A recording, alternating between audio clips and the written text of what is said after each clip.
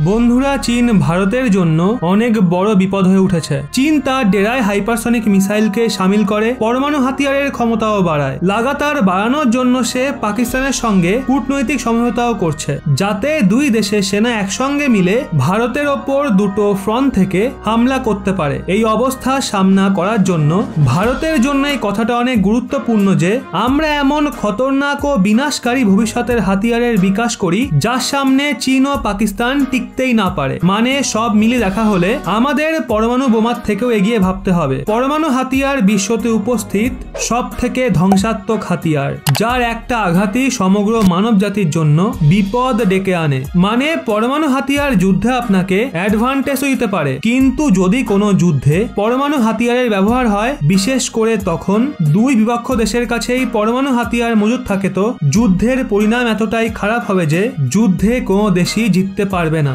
বরং দুই দেশের জনবসতি পুরোপুরি শেষ হয়ে যাবে। ওদিকে সমগ্র মানব জাতিকেও হাজারো বছরের জন্য অনেক লোকসানের সামনা করতে হবে। এই বিষয়টা তো ভারতও ভালো মতো বোঝে। পরমাণু হাতিয়ার ব্যবহার করা চীন ও পাকিস্তানের জন্য কোনো অপশন নয়। নিউক্লিয়ার ওয়েপেন হুমকি দেওয়ার জন্য ঠিক আছে, কিন্তু বাস্তবে যুদ্ধে সেটার ব্যবহার কোনো দেশই করতে চায় না। এর জন্য ভারতকে যদি পাকিস্তান ও চীনের সংযুক্ত বিপদের সঙ্গে মোকাবিলা করতে হয়, তো আমাদের এমন বিনাশকারী হাতিয়ার তৈরি করতে হবে যা বর্তমানের হাতিয়ারগুলোর তুলনায় আরো অনেক বেশি খতরনাক হবে। ওদিকে একটা এমন খবর বেরিয়েই সামনে এসছে। আসলে বন্ধুরা, ফ্রান্স ও চীন থেকে বেরিয়ে আসা গোপন রিপোর্টে এটা দাবি করা হয়েছে যে ভারত হিলিওস হাতিয়ারের নির্মাণ করছে। এই হাতিয়ারের ব্যাপারে জানার আগে আপনাদের একটা ছোট্ট অনুরোধ, চ্যানেল নতুন হয়ে থাকলে অবশ্যই চ্যানেলটি সাবস্ক্রাইব করে পাশে থাকা বেল আইকনটি অল করে রাখুন। এবার বন্ধুরা চলুন জেনে নেই হাতিয়ারের ব্যাপারে। আসলে হিলিওস একটা হাই এনার্জি লেজার ওয়েপেন, যার মধ্যে একটা শক্তিশালী লেজার ব্যবহার করা হয় শত্রুপক্ষের ওপর হামলা করার জন্য।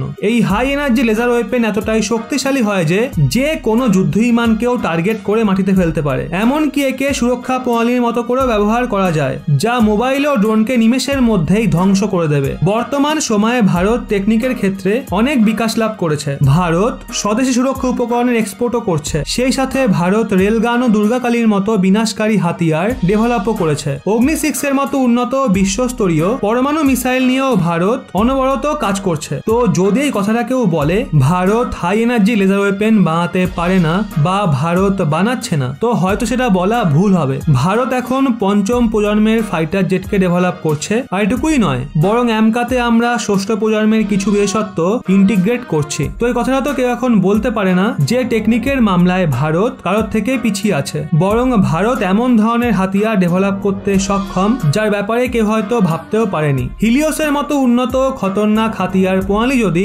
ভারত ডেভেলপ করে ফেলে, তো এটা ভারতের জন্য অনেক বড় জয় হবে, কারণ চীন ও পাকিস্তানের কাছে একে টক্কর দেওয়ার মতো কোনো হাতিয়ার মজুদ থাকবে না। আর আমাদের বিশ্বাস রয়েছে যে ভারত অবশ্যই এটা নিয়ে কাজ করছে। ওদিকে ভবিষ্যতে ভারতের থেকেও খতরনাক ও বিনাশকারী হাতিয়ার নির্মাণ করবে নিজের দেশের সুরক্ষা এবং অখণ্ডতার জন্য। বন্ধুরা, ফ্রান্স ও চীন থেকে বেরিয়ে আসা রিপোর্ট নিয়ে আপনাদের কি মতামত অবশ্যই কমেন্টে জানাবেন।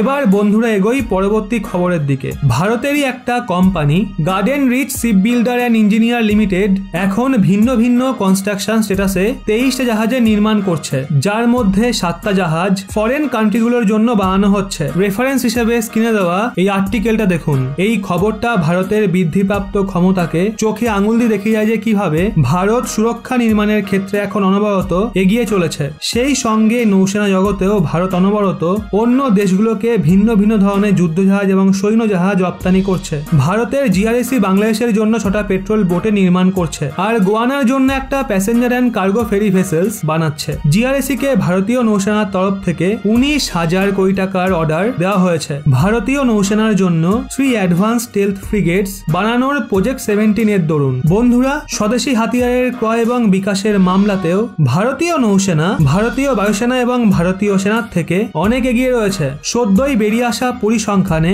এটা খোলাসা হয়েছিল যে সবচেয়ে বেশি স্বদেশী হাতিয়ার ভারতীয় নৌসেনাই কিনছে। সেই সাথে ভারতেই এই হাতিয়ার বানানো হচ্ছে।